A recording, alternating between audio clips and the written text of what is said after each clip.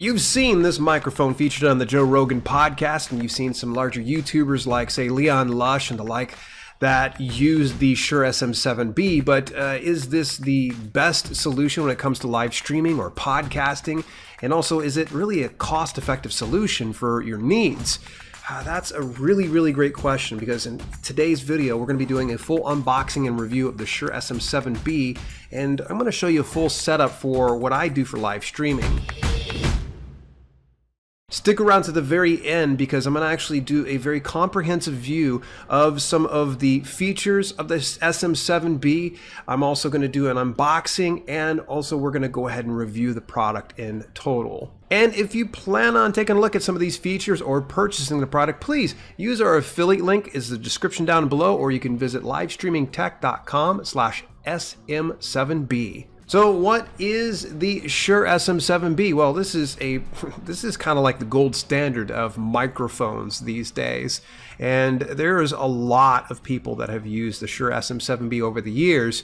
But rather than going over them, why don't we talk about some of the features that are included? And I'm just going to kind of blow through all of these, and I might highlight a couple of them. But it starts out with the flat wide range frequency response for exceptionally clean and natural reproduction of both music and speech.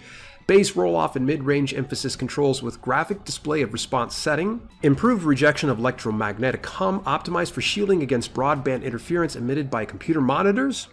Internal air suspension shock isolation virtually eliminates mechanical noise transmission. Highly effective pop filter eliminates need for any add-on protection against explosive breaths, even for close-up vocals or narration. Yoke mounting with captive stand nut for easy mounting and dismounting provides precise control of microphone position.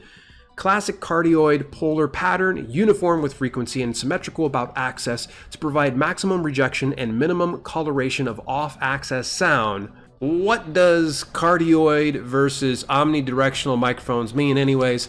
Essentially, with cardioid, you have a microphone directly in front of you, and it's just going to capture you, whereas with a omnidirectional microphone, it will grab the ambience around it. So for instance, if I had this microphone and it was omnidirectional, it would be picking up noises really well behind it rather than focusing on what's in front of it. So that's one of the nice things about the Shure SM7B. You get it in front of you, it's just focused on what's in front of it.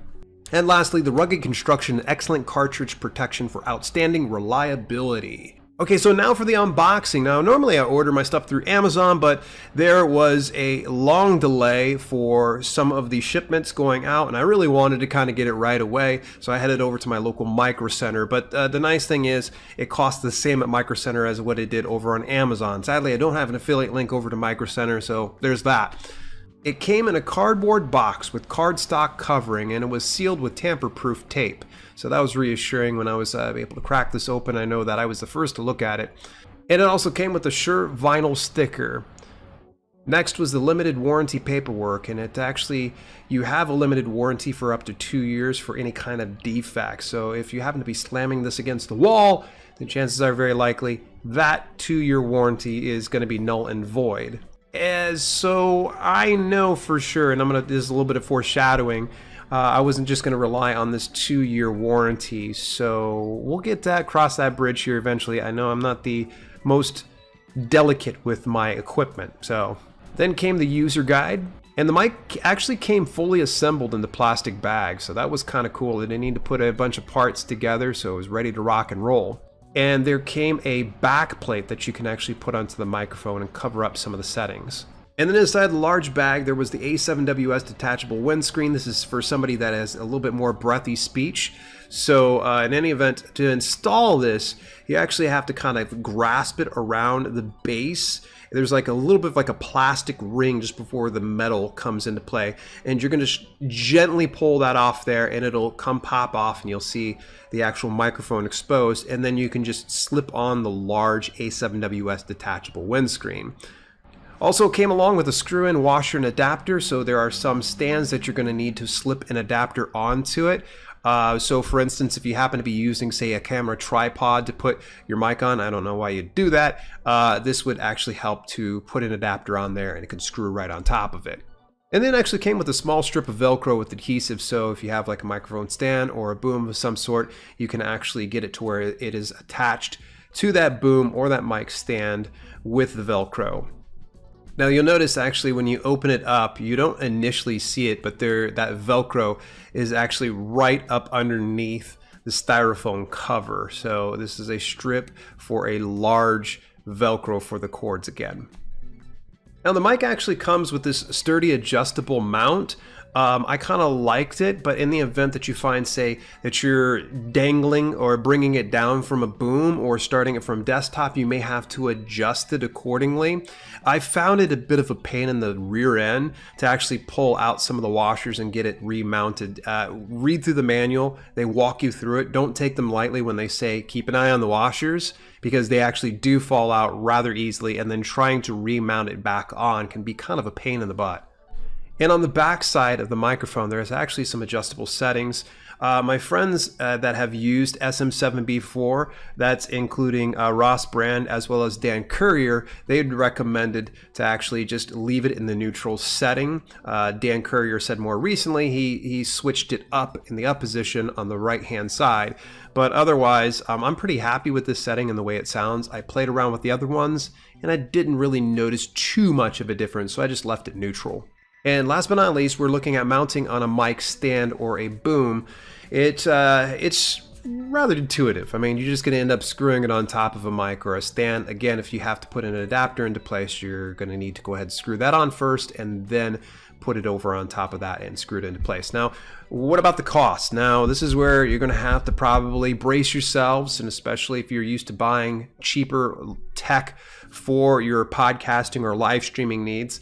And the SM7B actually runs about $399. I know I kind of skirted right over that. It's like, yeah, that's an awful lot. And for that type of an investment, I had already prepared myself in advance to thinking I was going to go ahead and buy a 2-year replacement warranty of some sort. So that way, if for some reason something happens, I pour water on it, paint get thrown at it, I throw it against the wall or something, I can take it back and get it replaced. And when I actually went to Micro Center, they gave it to me for $50.